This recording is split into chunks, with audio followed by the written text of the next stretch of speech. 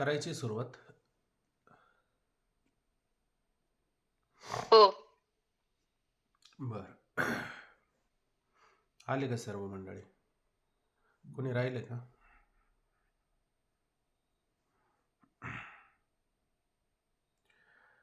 भगवती ज्ञानेश्वरी. आले सगळे. ज्ञानेश्वरीमध्ये अध्याय 6 आणि 6व्या अध्यायाचा विचार करत असताना ज्ञानोबा ह्या ठिकाणी योगधारणा त्या ठिकाणी करायला सांगतात आणि योगधारणेच्या माध्यमातून परमात्मा स्वरूपाची प्राप्ती करून घ्या. कशी प्राप्ती करून घ्या की ते स्थान सांगितलं. स्थान सांगितल्याच्या नंतर त्यातलं वलय सांगितलं आणि अशा ठिकाणी राहून 8 अंगाची असणारी समाधी करून त्या असणाऱ्या कुंडलिनी शक्तीला जागृत करून 3 प्रकारे बंद करून अशा प्रकारे ती असणारी कुंडलिनी आणि मूर्ध्नी आकाशापर्यंत येऊन त्या साधकाला त्या ठिकाणी आणि आपल्या आत्मस्वरूपाची प्राप्ती होत असते. परंतु ती आत्मस्वरूपाची प्राप्ती होत असताना ती मात्र प्राप्ती कशी झाली किंवा त्या असणाऱ्या प्राप्तीचा जो अनुभव आहे तो मात्र साधकाला कशाही स्वरूपाने प्रगट करून सांगता येत नाही. का प्रगट करून सांगता येत नाही? कारण जे त्याला प्रगट करून सांगायचं आहे ते मात्र वैखरीतून प्रकट करून सांगावं लागत आहे. म्हणून वैखरी त्या ठिकाणी राहत नाही. ती वैखरी का राहत नाही त्याच्याकरता आपण काल काही ओव्या राहिल्या होत्या, त्या ओव्यांचा विचार करत होतो. त्यामध्ये आता महाशून्याची आडूही जेथ गगनशीचं ठाव नाही तेथ तागा लागेल काही बोलाचं या. अशा प्रकारे त्या महाशून्याच्या आडूही, महाशून्य म्हणजे ते असणारं चैतन्य तत्व ब्रह्म आणि त्याच्या ठिकाणी काय सर्व शून्यच आहे. म्हणून ते जसं महाआकाश म्हणतोय की नाही, आकाशामध्ये काहीच त्या ठिकाणी नसतं. म्हणजे आकाशच मुळात कसं असतं, निरवय असतं. अगदी त्याप्रमाणे ते असणारं तत्व शून्य आहे. परंतु मायेच्या सापेक्ष त्याला महाशून्य असं म्हटलं किंवा त्याला ईश्वर असं म्हटलं. तोच कोणी त्या ठिकाणी डोह असून त्या डोह्यामध्ये गगनाशीच ठाऊ नये आणि आकाशाचाच त्या ठिकाणी काय ठिकाणा नसतो. तेथं तागा लागेल काही बोलायचं या. आता जणू काय ते डोहन त्याच्यामध्ये ही होडीच्या होडी चालवण्याचा असणारा तरफा म्हणा किंवा आणखीन दुसऱ्या अर्थाने घेतलं तर ते असणारं बोलणं किंवा त्याचा थांग तपास किंवा त्याचा दोरा म्हणजे त्याचा धागा दोरा त्या ठिकाणी लागेल का? त्या आकाशामध्ये सारं बुडून जातं. तर याचा कुठं तपास लागणार आहे? याचा काही तपास लागणार नाही. म्हणून आखरा माझे सापडे की कानवरी जोडे हे तैसे नवे पुढे त्रिशुद्धी गा. म्हणून माऊली म्हणतात बाबा ते अक्षरा माझी, अक्षरामध्ये सापडेल काय ते शब्द. अक्षरामध्ये म्हणजे वैखरीत असणारे जे अक्षर शब्द जे आहेत ते सापडले तर कानवरी जोडे अंतरच ते कानाला ऐकायला येऊ शकतात. हे तैसे नवे पुढे त्रिशुद्धी गा.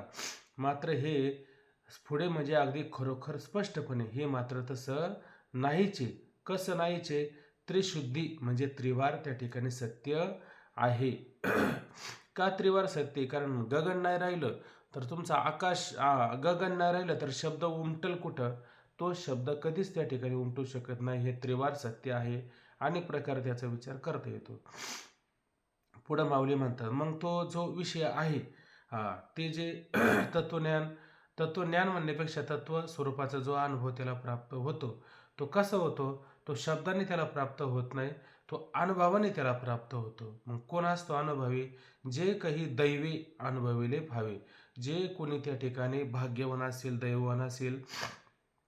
दैववान का म्हणायचं? कारण अशा प्रकारचा जो अभ्यास करावा लागतो तो अभ्यास आणि सहजासहजी सर्वांना जमेल का? सर्वांना जमण्यासारखा नाहीचे. आता कितीतरी दिवसापासून आपण त्याचा विचार करतो. असं कोणीतरी म्हणू शकतो का की असा अभ्यास आम्ही करू शकतो? करता तो भाग वेगळा, पण असा अभ्यास आम्ही करू शकतो असा सहजासहजी मात्र कोणी सापडत नाहीचे. मग अर्जुनाला फार आवड होती ना या अभ्यासाची. तो म्हणला ना सांख्याहुनी प्रांजळा. सांख्यापेक्षा हा मार्ग तर किती सोपा आहे, किती चांगला आहे असा अर्जुन म्हटलं बरं का. आणि आता त्याचा अर्जुनाचा आता बदल झाल्यासारखं आज आपल्याला पाहायचं आहे. म्हणजे आज आता तो अर्जुन काय माहिती आता पुढं किती वेळ राहतो, पण आज अर्जुन कबुली देणार आहे. काय कबुली देणार आहे? देवा, हा मार्ग तुम्ही मला सांगितला, छान आहे, पटलं मला, याच्यामध्ये ब्रह्मस्वरूपाची प्राप्ती होती, पण काय करावं? माझा तेवढा योग्यतेचा अधिकार राहिलेला नाही, कारण मी माझ्यापाशी पाहतोय, कारण मला हे होणं शक्य नाही आणि अर्जुनाला होणं शक्य नाही आणि आपल्याला होईल का आता? आता जिथं अर्जुनच माघार घेतोय तिथं आपल्यासारख्याने आता कुठं वाळवटी दिवा लावायचा? आपल्यासारख्याला काम नाही. म्हणून इथं लक्षात काय घ्यायचं, की जे काही दैवी आणि जे कोणी त्या ठिकाणी दैववान असतील, भाग्यवान असतील, अनुभविले भावे अशा प्रकारे त्या अनुभवाने त्यांना हे प्राप्त होतं. ते आपणाचे हे ठाकावे होऊ नये आणि अशा प्रकारे त्यांना अनुभव आला की ते ते ते शब्दाने तेव्हा आपणची ब्रह्मस्वरूप हे ठाकावे होऊ नये, म्हणजे ते आपण स्वतःच काय होतात, ब्रह्मस्वरूपच होऊन जात असतात. ज्यांना अशा प्रकारचा अनुभव येतात ते पुढते जाणे ते नोहेची, म्हणून असो किती हेची बोलावे आता वायाची धनुर्धरा. पुढती जाणणे ते नाहीचे आणि अशा प्रकारचे आता त्याला अनुभव आला आणि तो ब्रह्मस्वरूपच होऊन गेला, तर पुढती जाणणे ते नाहीचे. आता पुढं त्याला काही जाणायचे राहतं का? कुठं काही जाण्याला शिल्लक राहत नाही. आणि मागेला ते स्मरावे आणि मागचं काही आठवावं असं आहे का? नाही, असं काही शिल्लक राहत नाही. पुढील परिहार मागे नाही शिन झाली या दर्शन. दर्शन म्हणजे अनुभव स्वरूपता झाली असतात. म्हणून असो, म्हणून आता हे पुष्कळ झालं. किती हेची बोलावे आता अर्जुना, याविषयी किती बोलावं, किती सांगावं, किती वारंवार त्याची वाच्यता करावी. आता वायाची धनुर्धरा. आता हे अर्जुना असं बोलणं म्हणजे सर्व काय होईल? व्यर्थ होईल. का व्यर्थ होईल? कारण जे बोलण्यातूनच प्रगट होत नाही ते बोलण्यातून कसं सांगायचं? म्हणून हे बोलणं सारं व्यर्थ होऊ शकतं.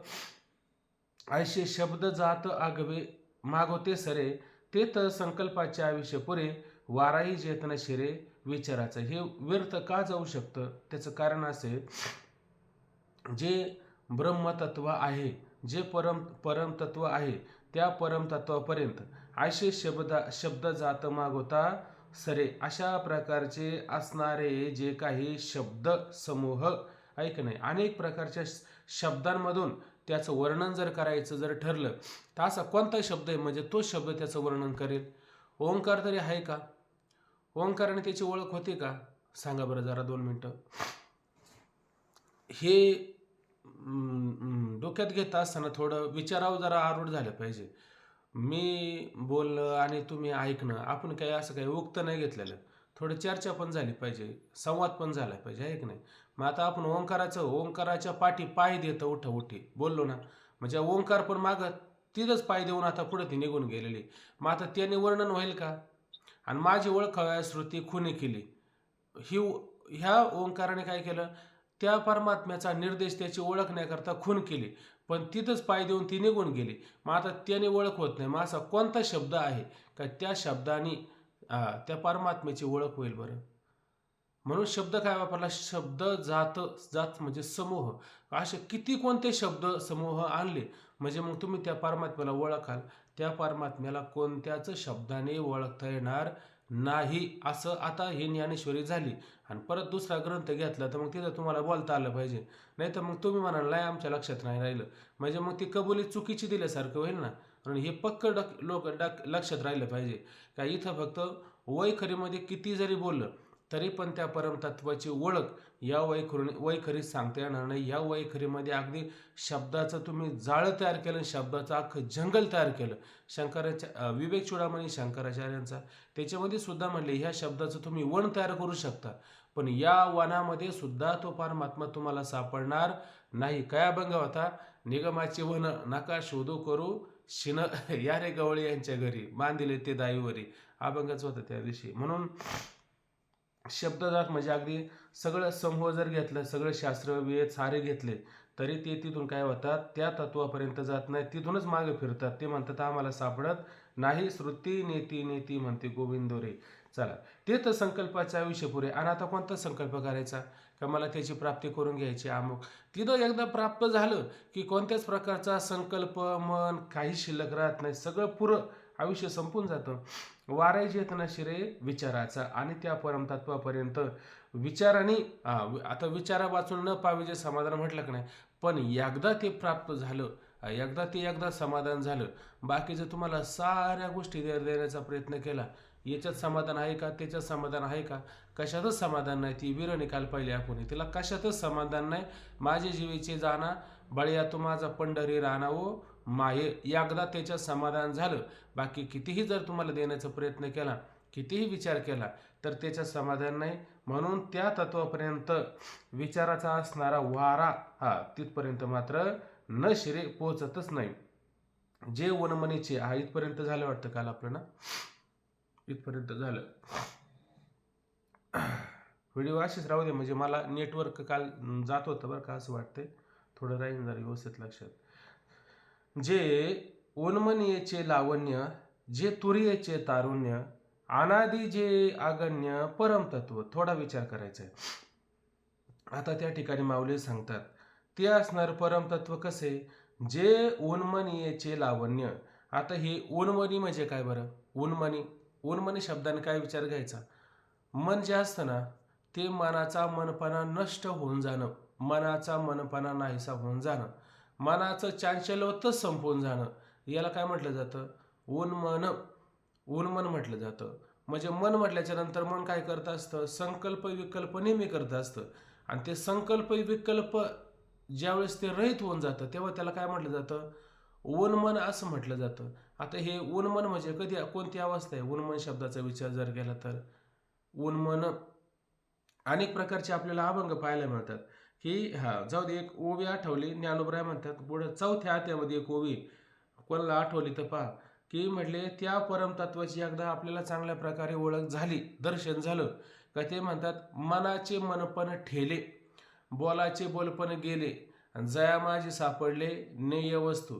म्हणजे त्या असणाऱ्या यज्ञाचं वर्णन केलं ना, आणि तो ज्ञान यज्ञ सांगितला, आणि त्या ज्ञान यज्ञामध्ये त्याला एकदा ती परमतत्वाची वस्तू सापडली, परमात्मा वस्तू सापडली का मनाचं काय जातं, मन पण जातं, म्हणजे मनाचं चांचल्य निघून जातं.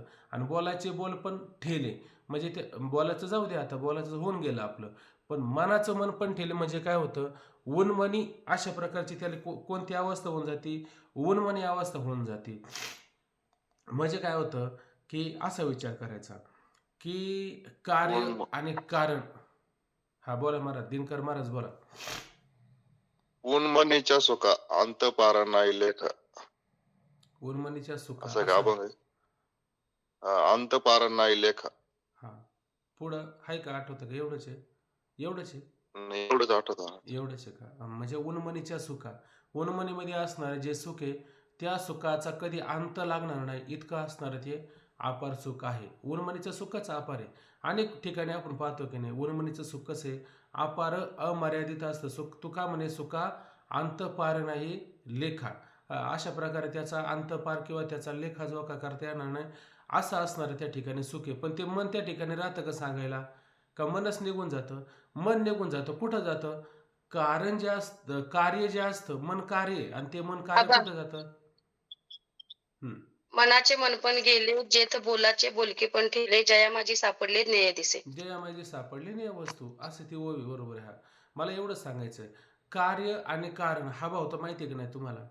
मग मन त्या ठिकाणी काय आहे, कार्य आहे, कार्य, आणि त्याचं कारण कोण आहे, कारण परमात्मा आहे, बरोबर आहे की नाही. मग मन कशावर आधारित आहे, मन त्या परमात्म्यावरती आधारित आहे. म्हणजे आदिष्टान परमात्मा आहे, आणि परमात्म्यावरती हे आद्यस्त काय मन आहे. आता हे मन कुठे गेलं, परमात्मा स्वरूपामध्ये गेलं. तुकोबराय म्हणतात की नेहमीच अभंग, आता कोठे धावे मन तुझे चरण देखील या. म्हणजे ती कोणती अवस्था म्हणावं लागेल, तीच उन्मनी अवस्था. म्हणजे काय झाला, कार्याचा कारणामध्ये विलय झाला. म्हणजे मन हे कारण आहे, मन हे कार्य आहे, कार्यरूपी मनाचा परमतत्वाशी ऐक्य होणे म्हणजे कार्याचा कारणामध्ये विलय होणं, म्हणजेच मनपणा न राहणं. मग त्याला कोणती अवस्था म्हणायची, उन्मनी अवस्था असं त्या ठिकाणी म्हणावं लागेल. या उन्मनी अवस्थेचं बरंच विचार त्या ठिकाणी पाहायला मिळतं. जसं तुकोबरा म्हणतं की नाही, तुका म्हणे ते उन्मन नाश कार्या कारण. ते उन्मन म्हणजे ती उन्मनी अवस्था, कोणती उन्मनी अवस्था, आता बोललं की नाही, कार्याचा कारणामध्ये काय होणं, नाश होणं. म्हणजे मग त्याला काय दिसेल, जग दिसेल का केवळ परमात्मा दिसेल, त्याला केवळ परमात्मा दिसेल. का बरं मन मन नाही राहिलं ना, कारण मनाने हे सगळं भिन्नत्वाने प्रतीतीला येत होतं. आता मनाला भिन्नत्वाने जर प्रतीतीला येत नसेल आणि मनाला केवळ परमात्मा जर दिसत असेल, जग आगवे देव मुख्य उपदेशाची ठेव, आधी आपण आतेनासी तरी उतरे एकसी. ऐक नाही, पुढं काहीतरी आहे ते ज्ञानाचे कोठार असं काहीतरी वर्ण आलेलं आहे. हा, मग त्याच्यामध्ये शेवटी असं म्हटलं की तुका म्हणे ते उन्मन, ते उन्मन कधी उन्मन, कार्य कारया तुका म्हणे ते उन्मन नाश कार्य कार्या कारण असं म्हटलं, म्हणजे कार्याचा कारणामध्ये जेव्हा नाश होतो की नाही तेव्हा त्याला त्या ठिकाणी काय म्हटलं जातं, उन्मन असं म्हटलं जातं. किंवा आणखीन एक असा अभंग आहे तुकोबरांचा अभंग, वेद विहित तुम्ही ऐका हो कर्म, बोलती ती वर्म संता पुढे, चारी वर्म झाले एकचे अंगे, पाप पुण्य भागी विभागले. म्हणजे वेद विहित तुम्ही ऐकावं कर्म, म्हणजे जोपर्यंत तुम्हाला उन्मनी अवस्था प्राप्त होत नाही तोपर्यंत तुम्ही काय करा, वेदविहित म्हणजे जसं शास्त्राने तुम्हाला जी कर्म करायला सांगितल्यात ती कर्म करा. का कर्म करा, एका परमात्म्यापासूनच हे सारं निर्माण झालेले आहे. चारी वर्म झाले एकच अंगी, पाप पुण्य भागी विभागले. म्हणजे काय, चार वर्ण ब्राह्मण क्षत्रिय वैश्य शूद्र एकाच्यापासून तयार झाले. ऐक नाही, पावीला पंथ काहीतरी सुरुवात आहे. परत म्हणतो, वेद वेद तुम्ही ऐकावं कर्म, बोलती ती वर्म संता पुढे, चारी वर्म झाली एकचे अंगी, पाप पुण्य भागी विभागले. प्रथम पावीला पंथ, आधी मध्ये अंती भेद नाही. तोच परमात्मा सगळीकडे काय व्यापलेला, त्याच्यामध्ये काय भेद आहे का, काहीच भेद नाही. खाली वर्ण आलं, आंबे बुरी वड बाभळ चंदन, किती शब्द सांगले. हा, उन्मनी अवस्था लागली निशाने तन्मय ध्यानी मुनिजना गेलं. 2 मिनिटं ते पण पाहू आपण. याच्यात पण तेच वर्णन करून दिलेले. काय म्हणलं त्याने, मी त्याच्यात पाहतो वाटलं तर ज्ञानशिला आदले हरिकृपा, तेच वर्णन करत सांगायचे. तर असे आंबे बोरी वड बाबळ चंदन, गुणागुणी आग्नी भिन्न एक. म्हणजे गुणागुण मात्र भिन्न आहे का नाही. आंबा कसं लागल, जांभळ कसं लागल, बोरी कसे लागतील, वड पिंपळ हे कसे असतील, चंदन कसं असेल, पण मात्र ह्या सगळ्याला जाळलं तर याचा आग्नी मात्र भिन्न असतो का, तो एकच असतो. आग्नी मात्र एकच असतो, आहे का नाही. मग म्हणून तुकोबरा म्हणलात की तुका म्हणे मन उन्मन जो होय आणि तोरिय सोय विधी पाळे. तोपर्यंत हा वडाची पूजा कशी करायची, पिंपळाची पूजा कशी करायची, याला कसं पूजायचं, हे वेगवेगळे भावे, या देवाला बस त्या देवाला बस, कुठपर्यंत बजायचं, जोपर्यंत त्याला उन्मनी अवस्था प्राप्त होत नाही तोपर्यंत हे तोरिय सोय विधी पाळे. म्हणजे शास्त्राने जो विधी सांगितलाय त्याचं पालन करा. पाळे म्हणजे त्याचं पालन करा. कुठपर्यंत पालन करायचं, हाय तुका म्हणे मन उन्मन जो आहे तोपर्यंत मन उन्मन होत नाही. म्हणजे उन्मन अवस्थेमध्ये काय होतं, उन्मनी अवस्थेमध्ये त्याला केवळ परमतत्वच प्रतीतीला येतं, अन्य काही प्रतीतीला येत नाही. आणि जोपर्यंत अन्य प्रतीतीला येतं तोपर्यंत त्याला उन्मन प्राप्त झाली असं म्हणता येणार नाही. अनेक प्रकारे त्या उन्मनी अवस्थेचा विचार केलेला आहे. किंवा आणखीन असा विचार करा, तो तदाकारच होतो ना बाबा. हा मग मन तदाकार झालाय तिथे काहीच त्याचं मन त्याला शिल्लक राहत नाही. मन भावाने तो कोणत्या प्रकारे शिल्लक राहत नाही, मनच त्याचं निघून जातं. मग संसारामध्ये नसतो का, तो संसारामध्येच असतो. पण संसारामध्ये असून सुद्धा काय, जैसा का उन्मनी योगीराज. म्हणजे योगीराज आहे का नाही, म्हणजे तो नुसता बसूनच असतो का बाकीचं काही कार्य करत नाही का, सर्व कार्य करतो. काय जाणवणे नेणते करी माझे मन, तुझे प्रेम खून देऊन या, मग मी व्यवहारी असेल वर्तत, जीवी जाळात पद्मपत्र, ऐकून नायके निंदा स्तुती कहाणी. हा बघा, हा शब्द आला, ऐकून नायके निंदा स्तुती कहाणी, जायचा का उन्मनी योगीराज. म्हणजे जसा योगीराज कसा आहे उन्मनी अवस्थेमध्ये असतो, तसा मी सगळा कसा आहे, सगळं करणार म्हणले, पण कसा उन्मनी अवस्थेमध्ये मी करणार. म्हणजे कोणती अवस्था, उन्मनी. आणि कशाने, योगधारणेने. आणि आपल्याला एक उन्मनी अवस्था सांगितली कोणती, रामकृष्ण नामे जयाशी लादली तयाशी. काय रामकृष्ण, काय ते म्हणा बरं, उन्मनी साधली जीवन रामकृष्ण नामे उन्मनी साधली तयाशी लादली सकळ सिद्धी. लादली सकळ, रामकृष्ण नामे उन्मनी साधली. म्हणजे रामकृष्ण नामाने सुद्धा उन्मनी अवस्था त्या ठिकाणी काय होते, प्राप्त होते. आणि त्याच्यात अनेक सिद्धी होतात, ते नाही आपल्याला सांगायचं. म्हणजे काय, ते राम म्हणता रामाची व्हायचे, मग रामच झाला. म्हणजे मग आता तो जीव राहिला का, जीव म्हणजे मन, जीव म्हणजे मन, मनच आहे ना. वाया मन हे नाव एरवी कल्पनाची सायो, जयाचे संगे जीव दशा वस्तू, म्हणजे वस्तू नाम परमात्मा. त्या परमात्म्याला काय जीव स्वरूपता प्राप्त होती. कोणामुळं? मनामुळे ही वस्तू अवस्था प्राप्त होते. पण मग मन हे राम झाले. मन जर राम झालं म्हणजे मग मनाचा मनपणा राहिला का? मनपणाच गेला निघून, मनाचा मनपणा निघून जातो. अशा प्रकारे विचारात घ्यायचं. मगाचा अभंग पाहू दे जरा 2 मिनिटं.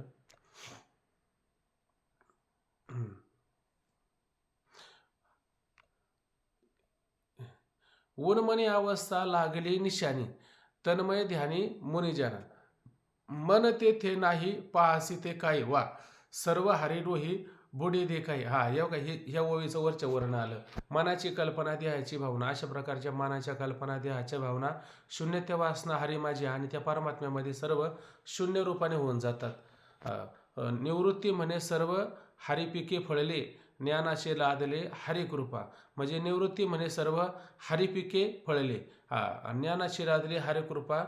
उन्मनी अवस्था लागली दिशानी. परत आलं डबल, तेच डबल आलं, म्हणजे एका खाली एक डबल असा अभंग आलेला आहे. आता हे कसं होतं, या अभंगाची संगती लावायला थोडं पावाच लागेल. आपलं काही एवढं परिपक्वता झाली नाही. त्याचा थोडा थोडा सरळ अर्थ सांगता येतो, पण सगळं मात्र माझ्यासारख्याला नाही सांगता यायचं. कारण मी ज्ञानोबरांचा गाथा पाहिला ना, ते अनेक अर्थ त्याला लागत असतात आणि अर्थ करणारे अनेक जण असतात. त्याच्यामुळं चुकीचं सांगण्यापेक्षा येतच नाही म्हणण्यात काही काही कमीपणा नाही कोणता, आहे का नाही. चला पुढं पहा.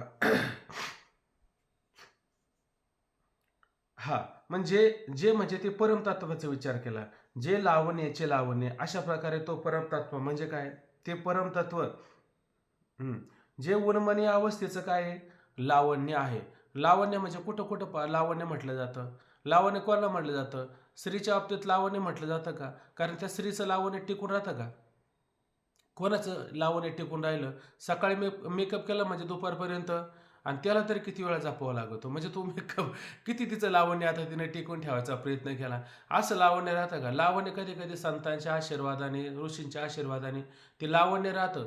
कुठं लावण्य राहिलं म्हणजे ती मत्स्यगंधा होती, आहे का नाही, आणि कुमारिकाच होती, आणि ते काय पराशर मुनी ना, पराशरच होते.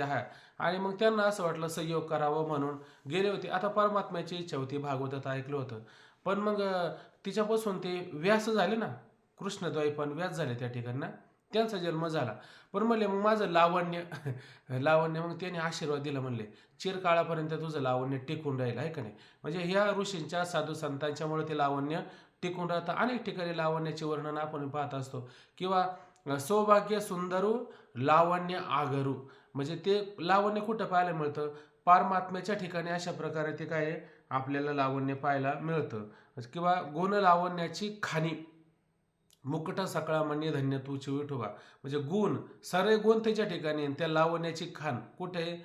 परमात्म्याच्या ठिकाणी आपल्याला काय पाहायला मिळते. अशा प्रकारचं जे परमात्म्याचं जे लावण्य आहे, ते लावण्य कशाला प्राप्त होतं? या उन्मनी अवस्थेला लावण्य प्राप्त होतं.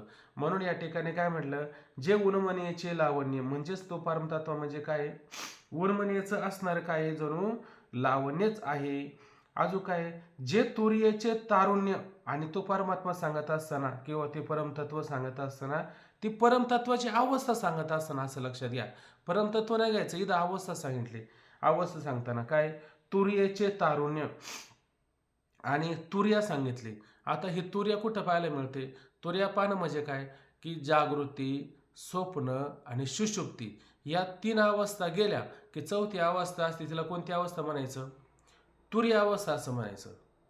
कोणती अवस्था? तुर्य अवस्था. म्हणजे ह्या तुर्य अवस्थेमध्ये काय राहतं बरं? तुर्य अवस्थेमध्ये आता माझ्या मतीप्रमाणे तुर्य अवस्थेमध्ये काय, साक्षी भावाने तो राहत असतो. कारण तो तुर्या काहीतरी बघा बरं, छंद विनोदे काहीतरी असं एक शब्द आलेला आहे, कोणाला आठवत असेल तर बोला वाटलंच तर. म्हणजे काय, त्याच्यामध्ये विनोद, अमुक तमुक ह्या सगळ्या गोष्टी त्या ठिकाणी होत असतात. पण हे सगळं करत असताना तो कसा करतो? साक्षी भावाने करत असतो. तुर्या काय, चौथी अवस्था सांगितली. जसं आपल्याला आकार, उकार, मकार सांगितला, आणि चौथी अवस्था काय सांगितली? तुर्य अवस्था सांगितली. म्हणजे तुर्य अवस्थेमध्ये काय होतं, की ह्या सगळ्याला तो फक्त साक्षी रूपाने पाहत असतो. जसा घाटाला पाहणारा घाटाहून कसा असतो? वेगळा असतो. तो घटरूप असतो का? घटरूप नसतो. तसं आपण या देहाला पाहतो आणि मीच देह असं म्हणतो. मग त्याला मानता येईल का तुरीय अवस्था? त्याला तुरीय अवस्था म्हणता येणार नाही. मग तुरीय अवस्था म्हणजे काय? तुरीय अवस्था म्हणजे सगळ्याला पाहणं आणि पाहून फक्त साक्षी रूपानं राहणं. तुकोबराय तसं म्हणतात की नाही, असतं नाही आता एकची मोहरा, पासून या अंधारा दुरी झालो. कोणता अंधार? म्हणजे बाकीचा जो अंधार होता का नाही, सत्व रज तम, हा पण अंधारच आहे. किंवा जागृती स्वप्ने सुषुप्ती, हा पण अंधारच आहे. मग तुम्ही कोणत्या अवस्थेला आहे? म्हणजे आम्ही त्या अवस्थेला आहे. म्हणजे त्या अवस्थेला गेल्याच्या नंतर परत आता कधी अंधार पडणार नाही. अंधाररहित अवस्था झाली. साक्षी तो या झालो गुणाचा देखना, आणि तरी नारायण करी खरे, असं म्हटलं. म्हणजे आता मी साक्षीत्वाने झालो. म्हणजे कोणत्या अवस्थेला झालो? चौथ्या अवस्थेला त्या ठिकाणी प्राप्त झालो. अशा प्रकारे असणारी तुरीय अवस्था. किंवा आणखीन ज्ञानाच्या सप्तभूमिका सांगितल्यात. त्या ज्ञानाच्या सप्तभूमिका सांगत असताना तुम्हाला जर आठवत असेल तर सांगा. पहिली कोणती आहे? शुभेच्छा, सुविचारणा, तनुमानसा, शुभेच्छा, सुविचारणा, तनुमानसा, सत्वापत्ती. बरोबर आहे का थोरात महाराज? काय अजून बघा बरं. तनुमानस झाली, त्याच्यानंतर सत्वपत्ती. सत्वपत्ती झाल्याच्या नंतर आसंशक्ती ना, आसंशक्ती, पदार्थ भावनी, पदार्थ भावनी आणि तुर्यगा. बरोबर का? झालं का 7? 7वीची ना तुर्यगा. शुभेच्छा, सुविचारणा, तनुमानसा, सत्वपती, आसंशक्ती, पदार्थ भावनी आणि तुर्यगा. इथं कोणती अवस्था म्हणली? तुर्यगा अवस्था म्हणली. म्हणजे कधी तुर्यगा अवस्था प्राप्त होईल? पहिल्यांदा शुभेच्छा झाली पाहिजे. आता बरंच त्याच्यामध्ये विचार आहे. शुभेच्छा म्हणजे पहिल्यांदा अंतःकरणाची कृपा होणं, म्हणजे मला काहीतरी परमार्थ करावा, चांगली इच्छा होणं. लोकांना बाकीची इच्छा असतात की नाही, हे करावं, ते करावं, ते करावं, पण परमार्थ करावं अशी इच्छा होणं, म्हणजे त्याला कोणती अवस्था म्हणायची? शुभेच्छा. नंतर सुविचारणं म्हणजे चांगले विचार मनामध्ये घेणं. नंतर तनुमानसा, दे खोटा आहे, अमुक आहे, तमुक आहे, त्याच्याविषयी काय मनामध्ये विचार यायला सुरुवात होतो, अनेक अर्थ लावू शकतो. त्याच्यानंतर काय? सत्वपती, मग सत्वगुण जागृत होतो. त्याच्यानंतर आसंशक्ती म्हणजे बाकीच्या विषयी कोणत्याच आसक्ती शिल्लक राहत नाही. मग पदार्थ भावनी, मग पदार्थाविषयी कोणत्या प्रकारचं भाव शिल्लक राहत नाही. पदार्थ त्याला सगळे काय महत्त्वाचे वाटत नाही. पदार्थ भावनी, पदार्थाच्या ठिकाणी पूर्ण अभाव होऊन जातो.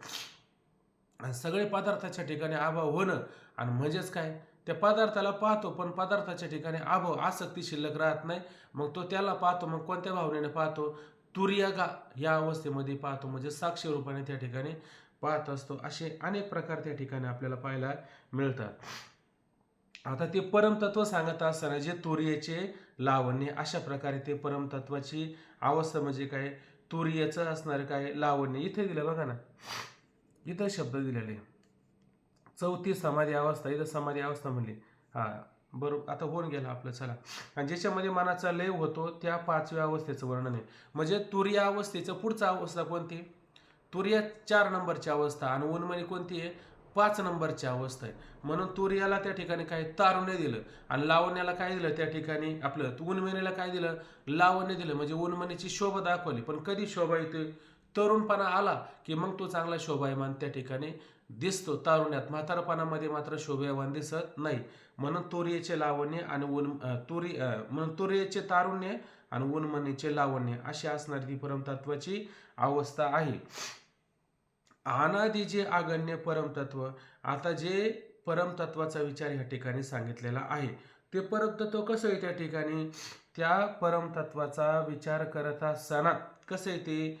अनादि आहे. अनादि. आता आपण पाहतो का नेहमी काही गोष्टी अनादि असतात. सर्व साक्षी अवस्था तुर्या, ज्ञान आयशे म्हणती तया. वा. हे महत्व आहे, हे महत्वाचं आहे. बरोबर. त्याला आता हे बरोबर आहे की नाही? साक्षी शब्द आला ना त्या ठिकाणी, म्हणजे आपलं बरोबर संगत वाढवत आहे की नाही? बरोबर. काय म्हणायचं होतं? अनादि जे आगण्य परमतत्व. आता ते परमतत्व कसे? ते कसे अनादि? आता आपण काही पदार्थ विचारसागरामध्ये विचार करून आलो की काही ठिकाणी त्या 6 गोष्टी कशा सांगितलेल्या आपल्याला? अनादि सांगितलेल्या. कोणत्या 6 गोष्टी अनादि सांगितल्यात? त्याच्यामध्ये ब्रह्म अनादि, माया अनादि, त्याचा संबंध अनादि, ईश्वर अनादि, जीव अनादि, याच्यातला भेद अनादि. ह्या सगळ्या गोष्टी काय सांगितल्या? अनादि सांगितल्या. त्याच्यामध्ये सुद्धा काय असतं की काही गोष्टी अनादि अनंत असतात. काही गोष्टी अनादी शांत असतात आणि काही गोष्टी साधी शांत असतात. फरक लक्षात घ्या. काही गोष्टी कशा असतात, अनादी अनंत असतात. आता जे ब्रह्म आहे, जे परमतत्व आहे, ते कसं आहे, अनादी आणि अनंत आहे. आणि त्याच्या ठिकाणी असणारा मायेचा संबंध तो कसा आहे, अनादीच आहे, पण तो शांत आहे. म्हणजे तो संपणार नाही का विचाराने. तैसे सतन असत होय जे विचाराचे नामनास आहे. म्हणजे परमतत्वाचा विचार केला की ते असणारी माया तिथं राहते का. तो का म्हणे माया होय दाशी लागे पाय. अशा प्रकारे ती माया काय होते, नाहीशी होऊन जाते. मायेचा प्रभाव संपून जातो. कधी संपतो, त्या परमतत्वाची ओळख झाली असता. मग ती माया अनादी नाही का, ती माया अनादी. आता सावली आपल्या बरोबरच असते का नाही. आणि निर्गुण प्रगटली बघून. ते झालं, ते प्रमाण नाही इथं लावून घ्यायचं. ती विसंगती होऊ शकते त्या प्रमाणाने. ती प्रगटली कुठं, ती कुंडलीने सांगत असताना म्हणायला पाहिजे होतं अनादी निर्गुण आणि प्रगटली. तिथं कुंडलीने जागृत होते तिला, ते सांगायचं. आता तिचं कार्य होऊन गेलं ना, आता आपल्याला तिचा कार्याचा विषय राहिला नाही. आता काय लक्षात घ्यायचं की ही माया जी सांगली, पण विचाराचे नामनास आहे. म्हणजे विचाराने काय होते, ती नाहीशी होऊन जाते. म्हणजे ती आता अनादी आहे, पण ती कशी आहे, शांत आहे. आणि त्या मायेपासून निर्माण झालेले हे सगळे पदार्थ. रात्री स्वप्न पडलं का तुम्हाला, झोपले का नाही कोणी, स्वप्न पडलं ना तुम्हाला. आता स्वप्नातले पदार्थ कुठे सांगा बरं. स्वप्नातले पदार्थ हे मायेपासून उत्पन्न झाले का नाही, आणि जागृती झाल्याच्या नंतर आहे का नाही. जसं जैसे स्वप्न माझे देखीचे, ते स्वप्नाचे साथ पाहिजे. मग चेवणे पाहिजे तो काय नाही. स्वप्न जोपर्यंत आहे तोपर्यंत सगळं खरं वाटतं, आणि जागा झाल्याच्या नंतर काय असतं का. मग हे पदार्थ नाही का, हे पदार्थ आहे, पण कसे, हे साधी शांत उत्पन्न होतात तर नाहीसे होतात. जागृतीमध्ये सगळं कार्य केलं आणि झोपल्याच्या नंतर कुठे गेले ते पदार्थ. म्हणजे जागे असणारे पदार्थ सुद्धा स्वप्नामध्ये नाहीसे होतात. म्हणजे ते साधी शांत. आणि स्वप्नातले पदार्थ जागृतीमध्ये आले का ते पण नाहीसे होतात. ते कसे, सगळे साधी शांत आहे. म्हणून काय घ्यायचं, हे सगळे उत्पन्न होणारे, काही क्षणामध्ये नाश पावणारे, हे सगळे साधी शांत आहे. ती माया आहे. त्यामुळे मायामुळे एवढा काळ चालत असतो जोपर्यंत ज्ञान होत नाही. ती कशी आहे, ती अनंत असून अंतवती आहे. आणि जे परमतत्व आहे ते कसं आहे, अनादी असून अनंत आहे.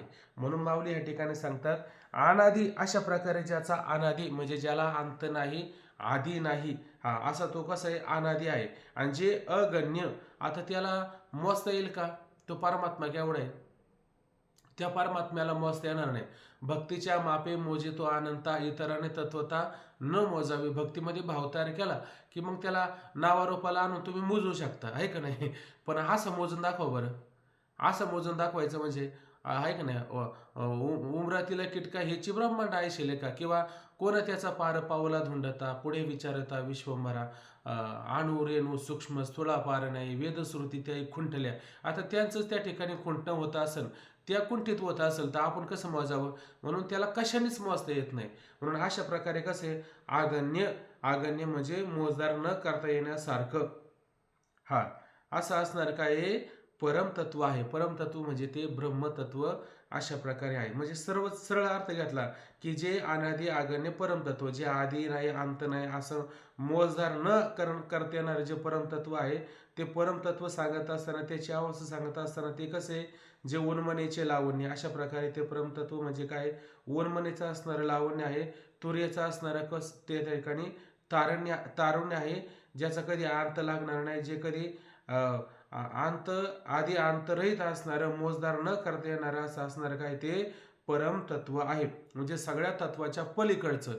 जसं तुम्ही म्हणता का नाही, नाथ महाराजांचा हरिपाठ पहा, ज्ञानोबरायांचा हरिपाठ पहा, त्याच्यामध्ये कसं म्हटलं की काही ठिकाणी 7 5 3 दशकांचा मेळा आणि एक तत्वी काळा 10वी हारी, आहे का नाही. 7 5 3 हे सगळे काय तत्वचे, 7 तत्व 5 तत्व 3 तत्व, आहे का नाही. सत्व रज तम हे तत्वातच मोडतात. पण परमतत्व काय, जसं किंवा नाथ महाराजांचा काय 1 3 5 मेळा 25चा आणि 36 तत्वाचा मूळ हरी. किंवा ज्ञानोबराय एका ठिकाणी म्हणतात की 24 25 36 37, मग तिन्ही निरूने जो स्वभावे ते परमतत्व, असे काहीतरी कुठं म्हणतात 14व्या अध्यायामध्ये अशी ओवी आलेली. म्हणजे सगळ्याच्या पलीकडचं जे उरतं ते कोण आहे, ते असणारं परमतत्व. म्हणजे त्या परमतत्वामध्ये हे काय, सगळीच तत्व त्या ठिकाणी येतात. म्हणून अशा पद्धतीनं सगळ्याचं असणारं ते परमतत्व आहे. तत्वाच्या पलीकडचं तत्व म्हणजे श्रेष्ठ असणारं तत्व म्हणजे ते परमतत्व आहे. जे विश्वाचे मूळ, जे योगद्रुमाचे फळ, जे आनंदाचे केवळ चैतन्य. एकनाथ महाराजांच्या हरिपाठामध्ये 7 5 3 दश 1 3 5 मेळा 25चा 36 प्रहरी 1 3 5 ना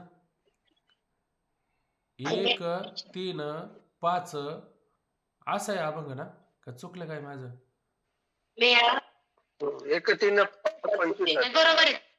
हा असं ना. ज्ञानोबराय म्हणतात 7 5 3 आणि ते म्हणले 1 5 3 मेळा 25चा आणि 36 तत्वाचा मूळ हरे असं त्यांनी म्हटले. बरंच त्याच्यामध्ये सापडतं आपल्याला. चला, जे विश्वाचे मूळ, जे योगद्रुमाचे फळ, जे आनंदाचे केवळ चैतन्य गा. आता ते परमतत्व काय आहे? विश्वाचं मूळ. आता विश्व शब्दाने काय लक्षात घ्यायचं? विश्व शब्दाने काय घ्यायचं? जिथे जिथे आत्मा येतो की नाही, आत्म्याची असणारी स्थूल उपाधी सांगितली ना, आणि आत्म्याची स्थूल उपाधी म्हणजेच काय? विश्व त्या ठिकाणी तयार होत असतं. मग प्रत्येकाचं म्हणजे आता हे विश्व कोणामुळे? त्या आत्म्यामुळे त्या ठिकाणी विश्व प्रतीला येत असतं. परमात्म्यामुळे ईश्वरामुळे ईश्वर प्रतीला येतं का? येत नाही. का? ते व्यापक असतं ना, म्हणून त्याला विश्व म्हणायचं नाही. त्याला काय म्हणायचं? त्याला विराट असं म्हणायचं. त्याची स्थूल अवस्था म्हणजे विराट म्हणायचं. पण ह्या ठिकाणी काय घ्यायचं? विश्व शब्द आला की नाही, त्या ठिकाणी ह्या जीव आत्म्यांचं असणारं काय? हे विश्व आहे का नाही? किंवा त्या ठिकाणी असं म्हटलं, या कारणे मी पिता, मद ब्रह्म हे माता, आणि आपत्य पंड सुता जगनंबरू. हेच प्रकारे काय घ्यायचं? विश्व घ्यायचं. आणि त्या विश्वाचा हा कोणी मूळ आहे का? बघ इथं 18 नंबर दिला, पहा बरं. तुरळक्य वृक्षाचे. हा असू द्या. हे विश्वाचे म्हणजे कोणतं विश्व? या असणाऱ्या जीवात्म्याचंच विश्व घ्यायचं. इथं लक्षात घ्या, त्याचं विश्व वगैरे काय घ्यायचं नाही. म्हणून अशा प्रकारे ह्या त्रिलोक्याचं काय आहे? ते मूळ त्या ठिकाणी आपल्याला पाहायला मिळत आहे. त्रिलोक्याचं मूळ सांगत असताना आता मूळ शब्दाचा अर्थ विचार आपल्याला ना पुढं ते उभे येणार आहे. ते महाभूताचे बीज, तिथं पण आपल्याला विचार करायचा आहे. फक्त आधी सरळ अर्थ लक्षात घ्या की जे विश्वाचे मूळ, अशा प्रकारे ह्या सगळ्या विश्वाला, या जगताला अहम बीज प्रदपिता, या सगळ्याचा पिता कोण आहे? तो आहे. म्हणून तो सगळ्यात काय महत्वाचा? त्या सगळ्याला मूळ आहे. म्हणून विश्वाला म्हणजे ह्या त्रिलोक्याला जे मूळ शब्दाने घ्यायचं त्याचं कारण आहे. तो जर नसेल तर का हे कारण घडेल का? हे कारण घडवू शकत नाही. कारण पिता नाही आणि संततीची उत्पत्ती म्हणजे कारणच नाही तर कार्य घडेल का? कार्य घडणार नाही. मग कारण कोण आहे? तो कार्य आहे, तो कारण आहे. म्हणून हे सगळं विश्वरूपाचं बीज त्या ठिकाणी, विश्व त्या ठिकाणी निर्माण झालं, त्रिलोकी निर्माण झालं. म्हणून मूळ शब्दाने काय? तो सगळ्याचा त्या विश्वाचं कारण आहे. जे योगद्रुमाचे फळ. आता हा योग सांगितलं ना आपल्याला. या योग म्हणजे काय? योग असणारी धारणा, आणि त्या धारण्याचं काय? द्रुम म्हणजे वृक्ष सांगितलंय. म्हणजे या योग रूपी असणाऱ्या वृक्षाचं काय? हे फळ आहे. म्हणजे आता ह्या योग याला या प्रकारे हे सगळं करून याला फळ येतं का नाही? याला फळ येतं. अनेक प्रकारची फळं आपण पाहतो की नाही. किंवा काल एक असा अभंग बोललो, ज्ञानोबरायांचा अभंग होता. अवघाची संसार सुखाचा करीन, आनंद भरीन तिन्ही लोके, जाईन गे माये तया पंढरपुरा, भेटेन माहेरा आपलिया, आणि सर्व सुकृताचे फळ मी लाईन. असं काही ठिकाणी त्या पोरी आल्या होत्या, त्या म्हणत होत्या हे लाईन आहे का देईन आहे, असा विषय चालला होता. त्याच्यात आता आपल्याला शिरायचं नाही. आता फक्त एवढंच लक्षात घ्यायचं, सर्व सुकृताचे फळ म्हणजे सर्व सुख. हा संसार कसा आहे? मुळात हा संसार दुःखरूप आहे का नाही? पण अवघाची संसार सुखाचा करीन म्हणजे दुःखरूप असणारा संसार काय करायचा आहे? सुखरूप करायचं आहे. ही माऊलींची काय थोडक्यात प्रतिज्ञा. आता जसं रावणाने पण प्रतिज्ञा केली का नाही? काय प्रतिज्ञा केली होती? सगळा खारा समुद्र आहे मी गोड करेल, आकाशाला पायरी करेल, अशी प्रतिज्ञा आहे का नाही? पण रावणाची प्रतिज्ञा पूर्ण झाली का? रावणाची प्रतिज्ञा नाही पूर्ण झाली. आणि ज्ञानोबरायांची प्रतिज्ञा पूर्ण झाली का नाही? ज्ञानोबरायांची प्रतिज्ञा पूर्ण झाली. पण कोणती प्रतिज्ञा केली? अवघ्याची त्रिलोक्य. आता त्रिलोक्य सांगत असताना कोणतं त्रिलोक्य घ्यायचं? क्रिया, भावना आणि विचार, यालाच त्रिलोक्य असं म्हणायचं. बरोबर आहे का नाही? कारण हे ज्ञान आता कुठं देणार तुम्ही? हे स्वर्गात घेऊन जाणार आहे का? हे ज्ञान नरकात घेऊन जाणार आहे का? का या लोकांमध्ये याचा उपयोग होतो, या लोकांमध्ये याचा उपयोग होतो. मग त्रिलोक्य सांगत असताना काय लक्षात घ्यायचं? भावना, क्रिया आणि विचार या त्रिलोक्यालाच फळ असतं. मग आता इथं विचार असा करायचा की फळ सांगत असताना कोण सांगायचा? अधिकारी सांगायचा. अधिकाऱ्यालाच फळ असतं. इतरांना फळ आहे का? इतरांना फळ मिळत नाही. इतरांना का मिळत नाही? कारण ते अधिकाराचे नाही. ऐक नाही तू नाही राहत कोणी रिता तो काहीतरी अभंग आहे तुकोबऱ्यांचा. मले अशा प्रकारचे हे भोजन तयार झालं, या भोजनाने कोणी उपाशी राहत नाही, पण एखादा कोणी राहत असेल तर राहो म्हणे. असं एक अभंग आहे तुकोबऱ्यांचा. नाही रिता कोण राहत राहू, असा कोणी उपाशी मोकळा राहील असं नाही. ऐक नाही एवढं सगळं आहे. पण मग इथं कोण सांगितलंय? जो उपाशी राहत असेल म्हणजे क्रिया, तो क्रियेत परमतत्व नाही, भावनेत परमतत्व नाही आणि विचारामध्ये परमतत्व नाही, तिथं फळ नाही. मग हे फळ कुठं सांगायचं? जिथं त्रिलोक सांगलं भावना, क्रिया आणि विचार, तिथं हे फळ घ्यायचं. इतर ठिकाणी हे फळ घ्यायचं नाही. तसं ज्ञानोबराय तुकोबराय इथं क्रिया, भावना, विचार आहे म्हणून फळे. आणि बाकीचे म्हणतात इतक्या वर्ष पारमार्थ करतो, सगळ्या वाऱ्या केल्या, नको नको तेवढी पायपीट केली आणि पण काय आम्हाला काय समाधान नाही झालं. का बरं? क्रिया, भावना, विचार ह्याच्यात तुम्ही नव्हते, म्हणजे ह्या त्रिलोक्यात नव्हते. ज्या अर्थी ह्या त्रिलोक्यात नाही त्या अर्थी तुम्हाला फळ आहे का? त्या अर्थी तुम्हाला फळ नाही. म्हणून कोणतं फळ? जसं तुकोबरा म्हणतात जन्म आले त्याचे, आजी फळं झाले साचे. आजी फळं झाले साचे, क्रिया, भावना, विचार इथं फळं साचे होतं. इतर ठिकाणी खरं फळ होतं का? खरं फळ होत नाही. मग कुठं फळ? शुद्ध बीजापोटी आणि फळे रसाळ गोमटी. आता तेच तुका म्हणे ज्ञानोबरायांचं पण एक अभंग आहे बघा, त्याच्यामध्ये सुद्धा शुद्ध बीज पाहिजे असं बघा म्हटलेलं आहे. परिपाय बीज शुद्ध अंगी. जिथं बीज शुद्ध आहे तिथंच फळ मिळतं. कोणतं फळ मिळतं? आनंदाचं त्या ठिकाणी काय होतं? फळ त्याला मिळत असतं. म्हणून या ठिकाणी काय म्हटलं की जे योग द्रुमाचे फळ, अशा प्रकारे योगरूपी असणाऱ्या वृक्षाला हे परमतत्वरूपी काय आहे? एक प्रकारचं फळच त्या ठिकाणी प्राप्त होतं. जे आनंदाचे केवळ चैतन्य का आणि जे आनंदाचे केवळ म्हणजे काय? जसं त्या ठिकाणी पहा बरं,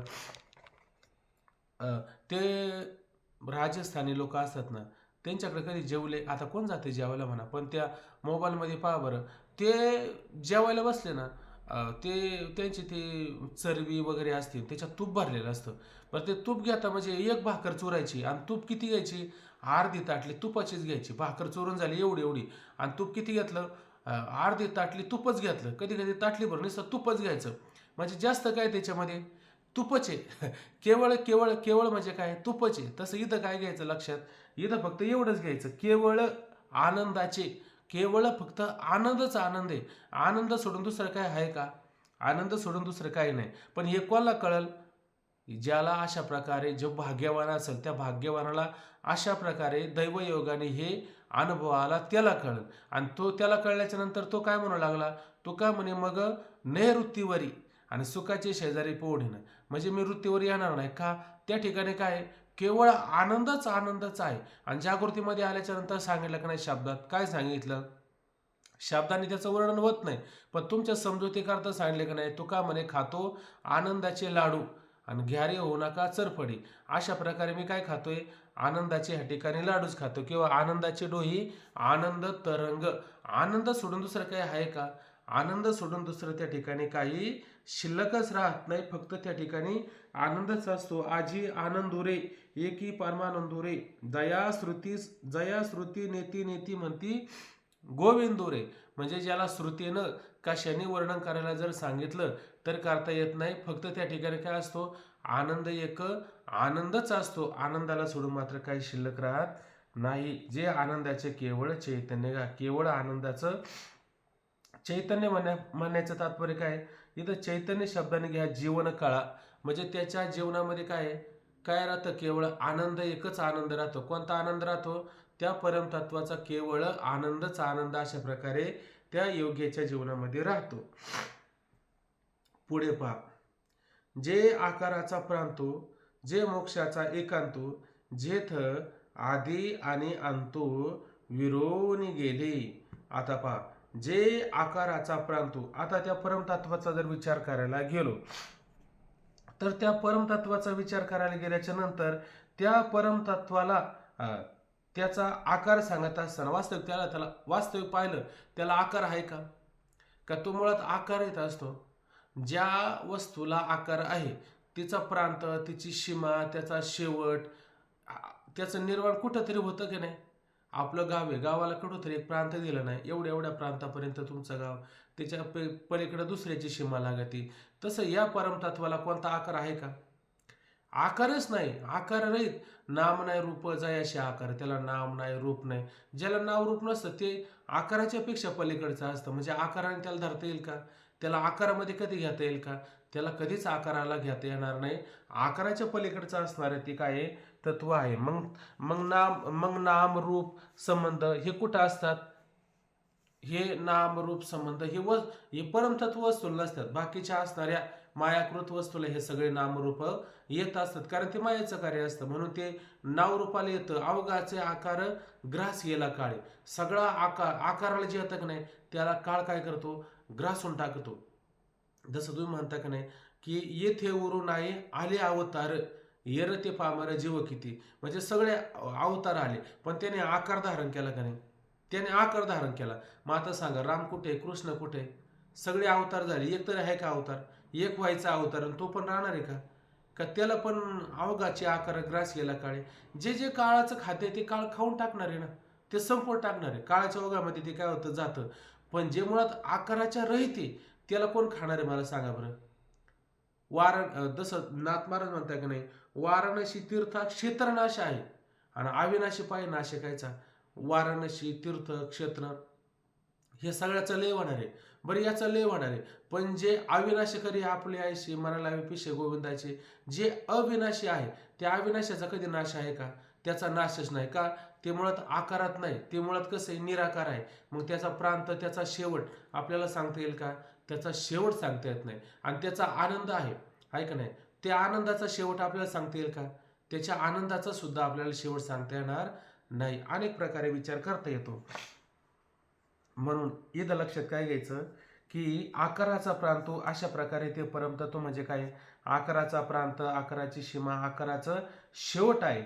आणि जे मोक्षाचा एकांतो, आणि अशा प्रकारे काय ते मोक्षाचा एकांत आहे का नाही? हा मोक्षाचा एकांत सांगत असताना मोक्ष म्हणजे काय? मोक्षाची सरळ व्याख्या अनेक वेळा आपण ऐकून गेलो की कारण जगताची निवृत्ती आणि परमानंद स्वरूपाची प्राप्ती, यालाच त्या ठिकाणी काय म्हटलं जातं? मोक्ष असं म्हटलं जातं. म्हणजे कारण जगत, या जगताचं कारण काय? ते कारणाबरोबर कार्याचा काय होतो? निराश होतो त्या ठिकाणी. म्हणजे कारणासहित कार्याची निवृत्ती. आणि मग उरतं काय बरं? खाली काय उरणार आहे बरं? म्हणजे त्या ठिकाणी जे कार्य गेलं, कारण गेलं, सारच ठेवून गेलं, मग उरणार काय? उरला उरे विठ्ठल. केवळ ते परमतत्व त्या ठिकाणी शिल्लक राहतं. मग अशा प्रकारे ज्याला अनुभव आला तो कुठे जरी राहिला, जसं त्या आपण नेहमी सांगत असतो की एक पारमार्थिक व्यक्ती होता, पण त्याच्या घरी पाहुणा आल्याच्या नंतर तो काय म्हणला, आज आपल्याला काय करायचंय? तमाशाला जायचंय. मग त्याची आवड आहे, मग त्याच्या समाधानाकरता हा तमाशामध्ये गेला. पण तमाशामध्ये गेल्याच्या नंतर याला सवय कायची होती? कीर्तनाची सवय होती. कीर्तन सोडून त्याला दुसरं काही येत नव्हतं, पण त्या तमाशाला गेला. आणि एक तमाशाचा रसिक होता, तो कुठे गेला? पर्यायनं कीर्तनाला गेला. कीर्तनावाला काय विषय? तो कीर्तनाला गेल्याच्या नंतर त्याच्या डोक्यात काय? आता त्या तमाशामध्ये ते असतात काहीतरी, त्यांची एक रूपरेखा अशी निवडलेली असते. सुरुवातीला हा भाग, नंतर हा भाग, नंतर हा भाग, असा असतो ना. तसं इथं कीर्तन सुरू झाल्याच्या नंतर त्याच्या डोक्यामध्ये काय? आता तमाशामध्ये काय चालले असेल, आहे का नाही? आणि तमाशाला जो गेलाय तो काय म्हणत असेल? आता अभंग घेतला असेल, आता ते वर्णन चालू असेल, आता एक एक चरण सोडायचं काम चालू असेल, आहे का नाही? कधी कधी लोक घरीच राहतात, पंढरपूरला जाता येत नाही, पण घरी बसूनच असा विचार करतात, आज कुठपर्यंत गेले असेल? आज वाखरीपर्यंत गेले असेल, आता नवमी, उद्या दशमी, आता उद्या तिथं गेले असेल, चंद्रभागे स्नान करतील, मंदिराला प्रदक्षिणा घालतील, नगर प्रदक्षिणा होईल. कुठं बसल्यात घरात. आणि काही लोक वारीला जातात, वारीमधून विचार करतात घरी काय चाललं असेल, खुरपणी झाली असेल का, पाणी भरलं असेल का, खतं घातली असेल का, दारं धरली असेल का, विचारच सारखा चालू हाय. कुठं? ते वारीला, पण विचार कुठे? घरचा. मग याचा अर्थ काय होतो? म्हणजे कुठे असू द्या तो त्याचा एकांत विसरतो का? मला एकांत सांगायचं आहे, तो असू द्या कुठे पण तो त्याच्या एकांतिक अवस्थेमध्ये असतो. फक्त इथं फरक काय केला? इथं सांसारिक केला आणि पारमार्थिक केला. हे दोन्ही बाजूला सोडून द्या. याचा दोघांचा काही या ठिकाणी विचार करायचा नाही. विचार कशाचा करायचा? जसं तुकोबरा म्हणतात, जन विजन झाले आम्हा विठ्ठल नामा समान. जन असो, विजन असो, एकांतिका असो, लोकांतिका असो, सारं आम्हाला काय विठ्ठलाचं स्वरूपच दिसतंय. विठ्ठलाचं स्वरूप सोडून आम्हाला दुसरं काय दिसतं का? दुसरं आम्हाला काही दिसत नाही, प्रतीला येतच नाही. जन विजन झाले आम्हा विठ्ठल नामा समान. पाहे तिकडं बाप आहे विठ्ठल आणि रखमाई. विठ्ठल आणि रखमाई जिकडं तिकडं आम्हाला तेच दिसतं. वन पट्टन एक भाऊ, एकच भाऊ झाला. काय काय भाऊ झाला? वन असो, वन म्हणजे जंगल असो, पट्टण म्हणजे काय? पट्टण म्हणजे नगर असो. वन पट्टण एक भाव, एक भाव झालाय. वन असेल नाही तर नगर असेल, आम्हाला याच्याचे काय कर्तव्य आहे का? आमचा एक भाव झालेला आहे. पांडुरंग ध्यानी, पांडुरंग म्हणी, जागृती स्वप्नी, पांडुरंग पांडुरंग वनात आणि पांडुरंग जनात. आहे का नाही? जिकडं तिकडं काय फक्त परमात्माच परमात्मा. परमात्मा सोडून दुसरं काय दिसतं का? काही दिसत नाही. आठव नाही सुख दुःखा नाचे तुका कौतुके. नाचतो कधी मनुष्य? आनंदाच्या भरात नाचतो. तसं तुकोबरा म्हणतात, तुका म्हणे नाचे निर्लज्ज होणी. आता कोणती लज्जा राहिली का? लज्जा राहत नाही. लज्जा कोणाला राहते? ज्याला एकांतिक मोक्ष प्राप्त होत नाही त्याला लज्जा असते. ज्याला एकांतिक मोक्ष मिळाला त्याला कोणती लज्जा आहे का? त्याला कोणतीच लज्जा नाही. मग कधी त्यांना अनुभव येतो, म्हणून अशा पद्धतीनं ते नाचू लागतात. कोण? अशा प्रकारचा ज्याला एकांतिक मोक्ष प्राप्त झालेला आहे ते. आणि म्हणून त्या ठिकाणी काय म्हणतात, जे कुठं गेलं, हा, जे मोक्षाचं एकांत. अशा प्रकारे मोक्षामधील एकांत म्हणजे मोक्षातील असणारी ती महान असणारी स्थिती, हा, जे आधी आणि अंतो विरुनी गेली. अशा प्रकारे काय त्या ठिकाणी आधी आणि अंत अशा प्रकारे काय पूर्णपणे विरून गेली. विरून गेली म्हणजे काय? नाहीशी झाली, लयाला झाली. म्हणजे ज्याचं सुरुवात नाही आणि ज्याचा शेवटही नाही, त्याने म्हणायचं पण नाही काय ही सुरुवात आहे आणि हे शेवट आहे. आता आता पाठ सुरू झाला आणि आता पाठ संपला असं म्हणायचंच नाही. ज्या परमतत्वाच्या पुढं सुरुवातही नाही आणि शेवटही नाही. जिथं सुरुवात असते तिथं शेवट असतो, आहे का नाही? पण इथं सुरुवात आणि शेवट मानता येईल का? अशा प्रकारे कोणत्याही त्या ठिकाणी सुरुवात नाही, शेवट नाही, आधी अनंत. त्या भगवान शिवाचं वर्णन करताना लग्न करायचं होतं म्हणे, आहे का नाही? पत्रिका काढा, शोधाशोध करा. मग पत्रिका काढताना म्हणले तुमचा बायोडेटा आणा. आता याचा बायोडेटा कोणी घेऊन जायचा? भगवान शंकराचा बायोडेटा कोणी तयार करायचा? ते म्हणले बापाचं नाव सांगा. आता कुठं बापाचं नाव सांगायचं? हा सगळ्याचा बाप, याच्यापासूनच सगळं तयार झालं, आहे का नाही? बापाचं नाव. तो दक्ष मला, मग लग्न कसं काय करायचं? लग्न त्याचं कुळ नाही सांगता येत, कोणत्या गोत्राचा तो सांगता येत नाही, काय नाही काय नाही. मग ते कोणीतरी सांगितलं, अरे म्हणले कुळ याच्यापासून आहे, गोत्र याच्यापासून आहे आणि सगळे याच्यापासून आहे. म्हणजे याचा कुठं आधी नाही आणि याचा कोणत्या प्रकारचा अंत सुद्धा नाही, आहे का नाही? काय पिंडी पिंडीचा ग्रासू, तो हा नाथ संकेतीचा दंशू, आहे का नाही? हा सगळं वर्णन पाहिलं म्हणजे त्याला कधी अंत नाही, आधी नाही. अशा प्रकारे असणारं ते परमतत्व आहे. आणि म्हणून अशा प्रकारे ते त्या परमतत्वाच्या ठिकाणी सुरुवात नाही, शेवट नाही. सर्व काय सुरुवात आणि शेवट पूर्णपणे लयाला जाते, नाश पावते. पुढे पहा, जे महाभूताचे बीज, जे महातेजाचे तेज, एवं पार्थ जे निज स्वरूप माझे. जे महाभूताचे बीज. आता त्या ठिकाणी महाभूत आपण पाहिले का नाही? महाभूत सांगत असताना की पहिल्यांदा असं घ्यायचं लक्षात, बीज सांगत असताना बीज काय असतं? सगळ्याचं मूळ असतं. आता मग अशी म्हटलं ना ते, इथं मूळ घ्यायचं. म्हणजे जसं त्या ठिकाणी परमतत्व सांगितलं, परमात्मा सांगितलं, आणि परमात्म्यापासून कोण तयार झालं? जसं रूप आलं का सावली येते का नाही, छाया येते का नाही, तसं परमतत्व आहे. मग परमतत्वापासून काय? माया उत्पन्न झाली. बरं, मग ती माया उत्पन्न झाल्याच्या नंतर मायापासून काय निर्माण झालं? 5 प्रकारची तत्व निर्माण झाली. त्याला पंचमहाभूत म्हटलं जातं. त्याला असं उपभूत, छोटी भूत असं म्हटलं जातं का? कुठंच म्हटलं जात नाही, आहे का नाही? कारण ते पंचमहाभूत निर्माण होतात आणि पंचमहाभूतापासून काय होतं? हे त्याच्यात थोडं घाला, ते त्याच्यात थोडं घाला, मग काय होतं? याच्यामध्ये थोडं पीठ घाला, थोडं हे घाला, ते थोडं ते घाला आणि मग त्याचे पदार्थ तयार करा.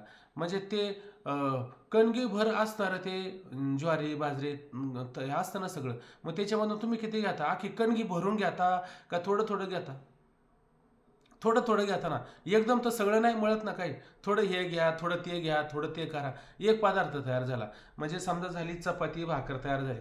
तेवढंच भागतं का बाकीचं कालवण भाग, बाकीचं काही भाज्या वगैरे काही करतच नाही का? का ते पण करावं लागतं? अहो कोणतीही भाजी करा त्याच्यात एकच पदार्थ असतो का बाकीचं घालावं लागतं? सगळंच घालावं लागतं. काय नाही घालावं लागत? ज्याचं त्याला माहिती असतं आहे का नाही? उठलं का सकाळपासून नित्य उठून या खावायची चिंता, आज काय करायचं खायला, काळजीच लागते. मला फक्त उदाहरण देऊन सांगायचं. म्हणजे हे काय हे पंचमहाभूत मोठाली भूत सांगले आणि ते काय करतात एकमेकामध्ये काय करतात मिसळले जातात. एकमेकांमध्ये त्या घालवायची मिसळायची आणि त्याच्यातून एक एक प्रकार तयार करायचा. म्हणजे त्या पंचमहाभूतापासून काय निर्माण झालं, जारज, अंडज, उद्भिद, स्वेदेज हे सगळं सगळं तयार होतं आहे का नाही. म्हणजे सगळ्या अशा प्रकारच्या सगळ्या खाणी सगळ्या जाती तयार होत असतात आहे का नाही.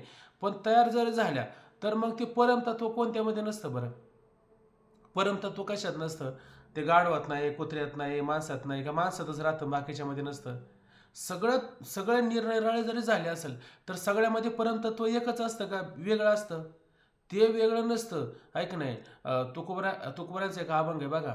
समाना तो मुंगी नाम नाही रूप जयाशी आकार आणि नाम नाही रूप जयाशी आकार तो पण नाही. तिथं म्हटले अनंत ब्रह्मांडे जयाची अंगी आणि समाना तो मुंगी आम्हासाठी. म्हणजे अनंत ब्रह्मांड ज्याच्या ठिकाणी आहे तो कसं आहे आम्हाला मुंगी इतकाच आहे का नाही. किंवा तुकोबरांचे एक अभंग असाचे मुंगी आणि राहू आम्हा सारकाची जीव. म्हणजे हे जीव म्हणण्याचं तात्पर्य काय, आकार मोठे बारीक असतील पण त्याच्यामधलं तत्व वेगळं का एकच आहे? ते तत्व एकच असतं. त्याच्यामध्ये काही बदल आहे का? त्याच्यामध्ये काही बदल नाही. एकाने आता मागं उदाहरण पाहिलं, एकाने विंचू विकायला घेऊन गेला. बारीक विंचू, मोठा विंचू, त्याला रंग पण वेगवेगळे दिले आणि मोठ्या विंचाची किंमत तेवढीच आणि लहान विंचाची किंमत तेवढीच. म्हणजे असे का बरं कमी जास्त किंमत? ते म्हणला फक्त तुम्ही अनुभव घेऊन बघा. लहान विंचू घ्या आणि नागी मारून बघा काय वाटतो अनुभव, आणि मोठा घ्या नांगी मारून बघा. म्हणण्याचं तात्पर्य काय, लहान मोठे असू द्या काही फरक नाही, पण परमतत्वामध्ये काय बदल आहे का? परमतत्व एकच असतं. आता जे परमतत्व सांगितलं का नाही ते सगळ्याचं काय बीज आहे. कैशी वानू त्याची थोरी ज्याच्या चाराचारी जीवन काळा, ज्याची चाराचारी जीवन काळा आहे का नाही. म्हणजे चाराचारामध्ये शून्य स्थावर जंगम व्यापून राहिला सकळ. अशा प्रकारे काय मुंगी कैचे मुंगळे नट नाट्य तुझे चाळे, नाहीतरी काय कळलेचे आहे वाघ आणि गाई लाकडाची. हे सगळं काय तूच त्या ठिकाणी आपल्याला आहे. म्हणून हे सगळे पंचमहाभूत पाहत असताना सगळ्यातलं काय ते बीज आहे की नाही. बीज असतं. आता त्या मला असं वाटतं 15व्या अध्यायामध्ये वर्णन आलेलं आहे ना बघा. पहिलाच अध्याय आला काय, ऊर्ध मूलम अध शाकम प्राहोर अव्ययम असं म्हटलं ना. मग पुढचं जाऊ दे छंदाशी यस्य पर्णानी यस वेद सवेद विथा. म्हणजे तिथं काय म्हटलं त्याने आता याचं बीज त्या ठिकाणी सांगत असताना काय म्हटलं, ऊर्ध मूळ. याचं मूळ कुठे, हे वृक्ष सांगितलं पण याची मुळं कुठे, वरती मुळे. आपली सामान्य वृक्ष पाहतो त्याची मुळं कुठं असतात, खाली मुळं असतात. आणि याची मुळं कुठं सांगली, वर मुळं सांगली आहे का नाही. ऊर्ध मूलम आणि आद शाखम, याच्या शाखा कुठे, खाली आहे का नाही. ब्रह्मद्यावादी वगैरे ह्याच्या शाखा सांगण्याने या खाली, आणि मूळ कोण आहे ते परमतत्व वरती आहे का नाही. आद शाखम प्राहुर अवयम, म्हणजे अशा प्रकारे अवयम म्हणजे अविनाशी स्वरूपाचा अशा प्रकारचा आश्वस्त, अशा प्रकारचा हा काय विनाशरहित अविनाशी असणारा कसा आहे हा वृक्ष आहे का नाही. छंदाशी असे प्रणानी वेद वगैरे त्याच्या त्या शाखा म्हणे पानं वगैरे असं त्याचं बरंच त्या ठिकाणी वर्णन आलेलं आहे.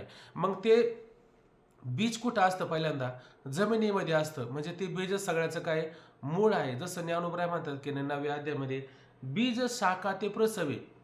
बीज कुठं असतं, पहिल्यांदा शाखा म्हणजे वृक्ष पाहिला, त्या वृक्षाला काय असतात, शाखा असतात.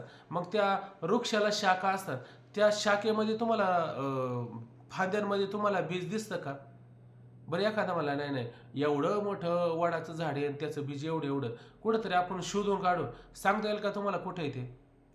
किती शाखा कापल्या म्हणजे तुम्हाला ते बीज सापडणार आहे? बीज सापडणारच नाही. मग ते बीज कधी सापडतं आपल्याला, ते फळाच्या रूपाने प्रतीतील येतं की नाही, मग त्याच्यातलं ते बीज काय होतं सापडतं. पण बीज एकच असतं ना. आम्ही एवढं कसं काय व्यापलं ते, जसं म्हटलं की नाही कंसाचा निर्बळा वेचला की आगळा, काहीतरी जो 14व्या अध्यायामध्ये उभी आलेली, किंवा जाऊ द्या तो नाही विचार लक्षात आला की एका बीजा केला नास मग भोगेले कणीस. बीज किती असतं जमिनीत पेरताना? एकच बीज असतं. आणि ते जमिनीमध्ये गाडलं तर काय होतं?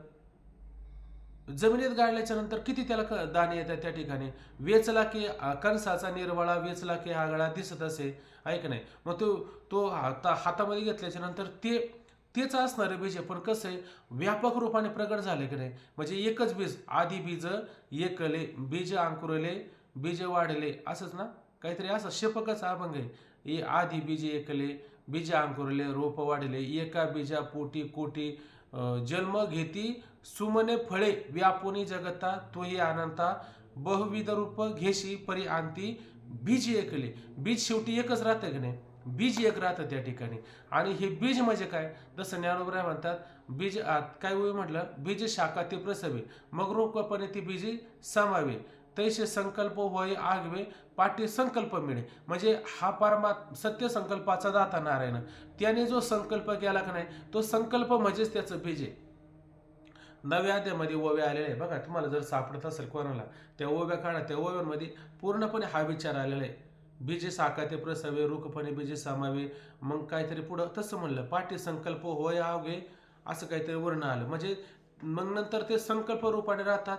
आणि याच्यानंतर हा देह पडला किंवा हे कल्प संपलं तर त्याचं बीज मात्र संपतं का? संपत नाही. मग माग होतं राचावया चराचर. मग नंतर परत सगळ्याची रचना करायची. मग काय करावं लागतं? त्याचं जे बीज आहे तेच बीज काय करायचं? आणून घालायचं. तो बीज कोण आहे? तो बीज मी आहे. गतीर भरता प्रभू साक्षी निवासम शरणम समर्थ. ब्रह्म बीजात झाला अंकुरू, घोषोधनी नादाकारू, तयाचे गा भुवन जो ओंकार तोही मी गा. नाही, नव्या अध्यामध्ये बघा, पै ब्रह्म बीजा, गतीर भरता नव्या प्रभू. देतच की पै ब्रह्म बीजात झाला अंकुरू, हा ब्रह्मबीज झाला अंकुर. हा इथं पण उभे आहेत. घोषोधनी नाद करू, तयाचे गा भुवन जो ओंकार तोही मी गा. ते म्हणजे बीज, तो सुद्धा मीच आहे ते असं. बीज शाखा ते प्रसवे, त्या उभ्या काढा. बीज शाखा ते प्रसवे हाय बघा. जो मज वही आरण्य शरण, त्याच्या खालीच ओव्या आलेल्या त्या, त्याच्या खालीच ओव्या आलेल्या त्या. असो चला, त्याच्यात आता वेळ जाऊ शकतो आपला. आता याच्यात लक्षात घ्या, आपल्या ओव्या आज थोड्याच झाल्या. तैसे संकल्प होय आवे, पाठी संकल्प मिळे, ऐशी जगाचे बीज जो संकल्प, असं म्हटलं नाही. मग ते रुखपण बीजी सामावे, तैसे संकल्प वागवे, पाठी संकल्प पाठी मिळे. संकल्प मिळे. हा ऐसा जगाचे संकल्प, ऐसे जगाचे बीज जो संकल्प, अव्यक्त वासना रूप, बरोबर ना? तया कल्पांती ते जेथ निक्षेपू, होय ते स्थानमी. जया कल्पांती निक्षेपू, होय ते स्थानमी. इथं ओव्या आले, नव्या अध्यामध्ये ओव्या आलेले. इथं काय घ्यायचं? म्हणून महाभूताची बीज, अशा प्रकारची पंचमहाभूत आहे, त्या सर्वाचं काय मी बीज आहे. आता महाभूत लक्षात आल्याच्या नंतर हे बाकीचं सगळं सहज लक्षात येऊन जातं. जे महातेजाचे तेज, अशा प्रकारे ते परमतत्व आहे का नाही, ते कसं आहे? महातेजाचं तेज. महातेजाचं तेज म्हणजे काय? महातेज कवने धावळावे, ज्ञानोबराय म्हणले, त्या सूर्याला कोणी प्रकाशित करावं, त्याच्यात एवढं सामर्थ्य, असं माऊली त्या ठिकाणी म्हणतात.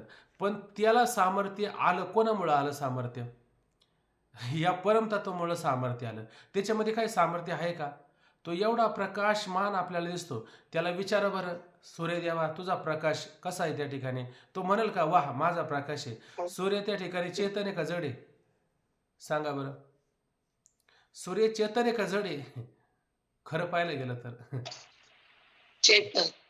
कसं काय चेतन आहे? सूर्य कुठं चेतन आहे? सूर्य चेतन आहे, सूर्य जड आहे. असं काय करतात? ते पंचमहाभूताचं कार्य आहे. प्रकृतीमध्ये येतो तो, आ प्रकृतीमध्ये येतो ना तो. मग तो प्रकृतीमध्ये येतो. ते तेजाचं कारण सांगितलं ना आपल्याला. तेज सांगितलं का नाही? त्याचं प्रखर असणार आहे तेज आहे. पण तो जड नाही का? तो जड आहे. आता ही ट्यूबलाईट तेज देत नाही का आपल्याला? देते. पण तिला विचारा बरं, कस काय तुझा प्रकाश? ते सांगन का? सांगणार नाही. मग का? त्या ट्यूबला कोणी प्रकाशित केलं? सूर्याला कोणी प्रकाशित केलं? त्या परमतत्वामध्ये ते काय होतं? प्रकाशित होत असतं. जसं असं बघा की त्या सूर्याला, तो सूर्याचा प्रकाश आहे का नाही? आणि त्या सूर्याचा प्रकाश सूर्याला कळतो का तुम्हाला कळतो? सूर्याचा प्रकाश कोणाला कळतो? आपल्याला कळतो आहे का नाही? मग ज्याला कळतो तो कोण आहे? तो चेतन आहे का नाही? आणि तो चेतन म्हणजेच कोण आहे?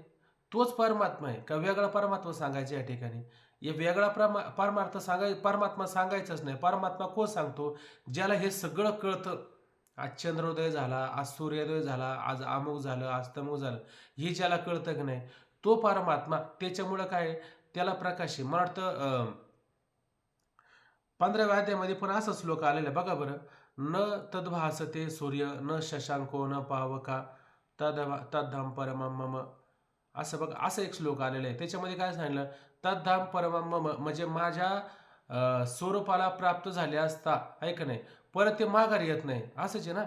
हा त्या स्वरूपाला न तद्भासते सूर्य म्हणजे सूर्य प्रकाशित करत नाही. शशांक अग्नी असं काय म्हणलं म्हणजे चंद्र प्रकाशित करू शकत नाही. अग्नी प्रकाशित करू शकत नाही. न त्यास उजळी सूर्य हा न त्यास उजळी सूर्य कायसे अग्निचंद्र हे हा जेथ गेला न परते माझे अंतिम धावते. वा वा वा हा बघा अशा ओव्या सापडल्या पाहिजे. म्हणजे त्याला कोणीच प्रकाश चंद्र नाही सूर्य नाही अग्नी नाही कोणीच त्या परमतत्वाला प्रकाशित करू शकत नाही. ते परमतत्व मी आहे हे माऊलीला सांगायचंय. असं असं सांगत चला. म्हणून त्या ठिकाणी काय म्हणलं की जे महाभूताचे बीज ते पंचमहाभूताचं असणारं बीज आहे मूळ आहे. जे महातेजाचं तेज आणि अशा महातेज असणाऱ्या सूर्याला प्रकाशित करणारं मूळचं ते तेज आहे. एवम पार्था जे निज स्वरूप माझे अशा प्रकारे एव म्हणजे एवम ह्या प्रकारचे अशा प्रकारचं पार्था म्हणजे अर्जुना जे निज स्वरूप माझे तेच निज शब्दाने घ्यायचं मूळ आणि तेच काय माझं मूळ स्वरूप आहे असं कोण म्हणतोय? भगवंत म्हणतोय. कुठं? रथावर बसून अर्जुनाला सांगतो. मग अर्जुनाला परत संभ्रम झाला. ते माझं मूळ स्वरूप आहे आणि मग तू कोण आहे?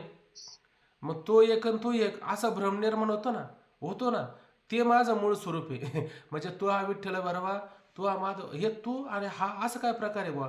मग त्याला काय तत्वमसी वाक्याचा विचार करावा लागतो. म्हणजे वाच्यार्थाचा त्याग करायचा लक्षणाचा काय करायचा स्वीकार करायचा. पण आता वाच्यार्थाचा कसा त्या ठिकाणी भागक त्याग लक्षणा करायची त्याचा काय विचार आहे? आता विचार करायला वेळ शिल्लक राहिला नाही. कारण आता वेळ किती झाली बघा बरं. 6:12 मला दिसू लागलेत.